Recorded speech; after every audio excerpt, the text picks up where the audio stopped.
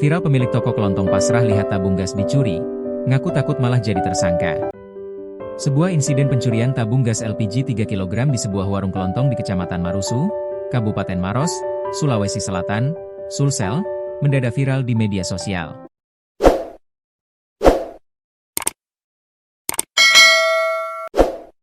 Dari rekaman pengawas, CCTV, memperlihatkan justru pemilik toko kelontong tampak pasrah saat barang dagangannya dicuri oleh pelaku. Sementara pelaku terdiri dari 2 orang datang berboncengan, salah satu pelaku turun dan berpura-pura membeli rokok dan langsung membawa 2 tabung gas di area depan warung. Korban yang melihat insiden itu hanya bisa pasrah dan terdiam. Ayu, korban sekaligus pemilik warung mengatakan memilih enggan mengejar pelaku dan melaporkan kasus ini ke pihak kepolisian. Bukan tanpa sebab, Ayu mengaku khawatir dirinya akan dijadikan tersangka. Ada yang bilang kenapa tidak diburu? Saya bilang bagaimana kalau diburu? Jangan sampai nanti kita yang jadi tersangka, kata Ayu dengan nada pasrah. Pasalnya, kata Ayu belakangan pemberitaan kriminal justru korban yang berusaha menangkap maling justru dijadikan tersangka.